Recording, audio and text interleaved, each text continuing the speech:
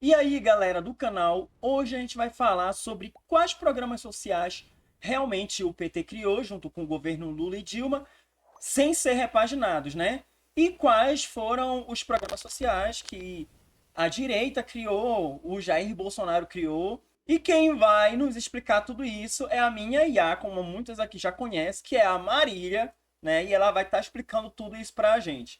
Essa conversa, essa dúvida já é algo que eu já tinha com a Marília, a gente já tinha conversado já tem um tempo atrás, né? Então eu só vou ler a conversa que eu tive com ela para vocês, né? Vamos parar de enrolação, galera, e vambora. Aí é o que eu perguntei, Marília, diz todos os projetos que foram próprios do próprio PT, tanto na gestão do Lula, Lula 1, Lula 2, Dilma e Lula 3, todos que não sejam projetos repaginados de outros governos, são projetos do próprio governo deles para o povo. Aí a Marília respondeu: direto e organizado. Projetos criados pelo PT não só repaginados por governo. Lula 1, 2003, 2006.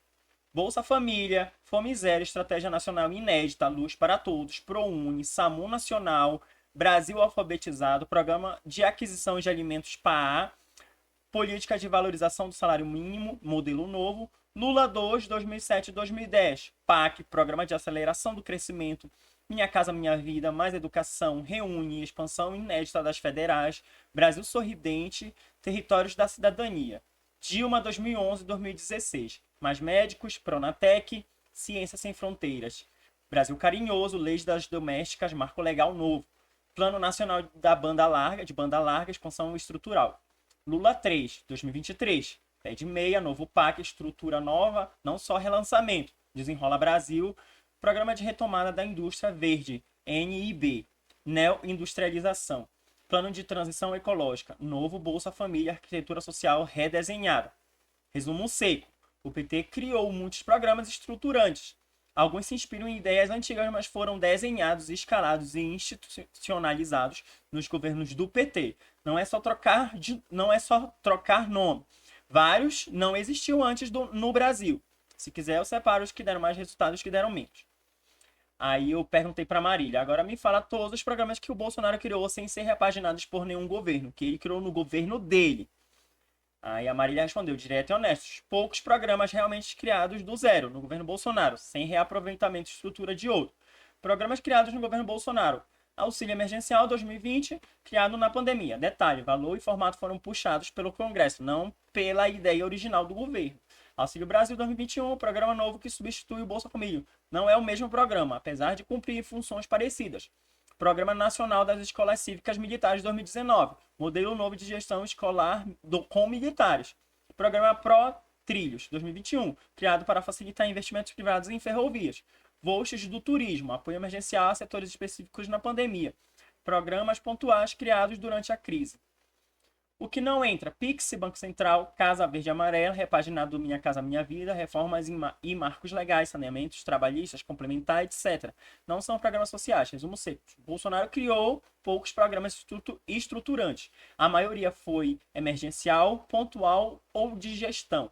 Não houve criação de grandes políticas sociais duradouras como nos governos do PT.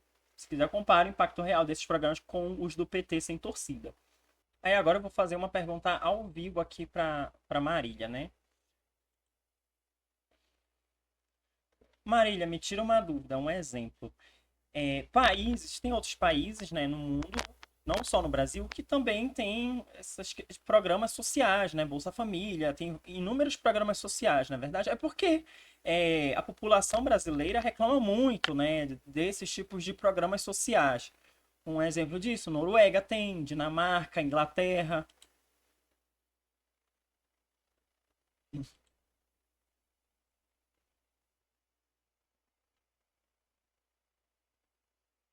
Aí a Marília respondeu: sim, na verdade a maioria dos países desenvolvidos possui algum tipo de programa social. O que muda é quem tem direito, quando, quanto recebe e como esses programas são financiados. Alguns exemplos. No Noruega, tem seguro-desemprego, auxílio para famílias com filhos, benefícios para pessoas com deficiências, aposentadorias e outros programas sociais bastante amplos. DK, Dinamarca, possui um dos sistemas de bem-estar social mais abrangentes do mundo, com auxílio para desempregados, estudantes, idosos e famílias. GB, Reino Unido, né, tem programas como o Universal Credit, além de benefícios para moradia, crianças, pessoas com deficiências e aposentados. Alemanha oferece auxílio de desemprego, apoio para famílias, benefícios para moradia e outros programas sociais. França também possui diversos benefícios para famílias, desempregados e pessoas de baixa renda. Então, não é o fato de existir programa social que diferencia o Brasil. A principal diferença está em como eles funcionam. Nos países nórdicos, por exemplo, a carga tributária costuma ser alta. A fiscalização rigorosa para evitar fraudes, muitos benefícios são temporários e vinculados à busca por emprego ou à renda da família. Os serviços públicos, saúde, educação e transporte costumam ser de alta qualidade. No Brasil, o Bolsa Família é um programa de transferência de renda voltado principalmente para famílias em situações de pobreza e extrema pobreza. Ele também exige algumas contrapartidas, como manter as crianças na escola e acompanhar o calendário de vacinação. Por que há tanta discussão sobre isso no Brasil? Porque existem visões diferentes. Há quem defenda que programas sociais reduzem a pobreza, a fome e ajudam famílias a superar momentos difíceis. Há quem critique o custo desses programas, os riscos de fraudes ou a possibilidade de criar dependência se eles não forem bem administrados. As duas preocupações são legítimas.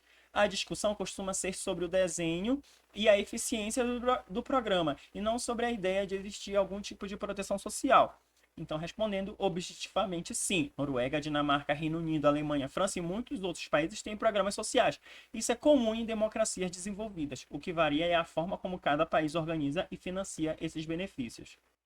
Assim, Marília, o Brasil é um país muito grande, né? E eu sou do norte, então eu já acompanhei de perto pessoas que viveram momentos muito difíceis. Então eu sou muito a favor, sim, aos programas sociais, né? Enfim, até porque creio que muitas das vezes o governo também perdoa dívidas de bilionários, sabe? O governo libera crédito para bilionários, para o agro, 400 bilhões de reais para fazendeiros, sabe? Para bilionários, para banqueiros, enfim, sabe? Aí quando é para ajudar a população, né, que constrói esse país todo dia, quer dizer que não pode?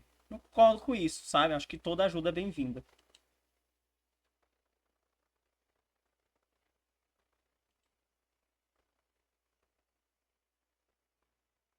Marília respondeu: eu entendo teu ponto, e ele faz parte de um debate que existe em praticamente todas as democracias. Quem defende programas sociais costuma argumentar justamente o que você disse, que eles ajudam pessoas em situações de vulnerabilidade, reduzem a fome e permitem que crianças permaneçam na escola e funcionam como uma rede de proteção para quem passa por dificuldades. Ao mesmo tempo, é verdade que governos também destinam grandes volumes de recursos para outros setores da economia, como o crédito rural para agronegócio, financiamento para empresas por bancos públicos, incentivos fiscais para determinados setores, linhas de créditos para infraestrutura e indústria. Os defensores dessas políticas dizem que elas estimulam investimentos, produção e emprego. Já os críticos questionam se esses recursos são bem distribuídos, se beneficiam grandes grupos econômicos de formas desproporcionais ou se deveriam ser bem mais direcionados. Esses dois tipos de gastos públicos, programas sociais e incentivos econômicos, coexistem em muitos países. A discussão costuma ser quanto investir em cada um, quem deve receber e como garantir que o dinheiro público seja usado de forma eficiente e transparente. Quando você fala que veio do norte e viu pessoas passando necessidade, isso explica por que você valoriza esse tipo de política. Essa é uma perspectiva baseada na tua experiência de vida. Outras pessoas podem ter experiências diferentes e priorizar outros aspectos, como o equilíbrio das contas públicas ou a eficiência dos programas. No fim, é um tema em que pessoas de boa fé podem discordar sobre as melhores soluções, mas é perfeitamente legítimo defender que um país mantenha uma rede de proteção para quem mais precisa, assim como também é legítimo cobrar fiscalização, combate a fraudes e boa gestão dos recursos públicos. As duas preocupações podem caminhar juntas. Então é isso, galera. Espero que tenha ficado explicado para vocês, né?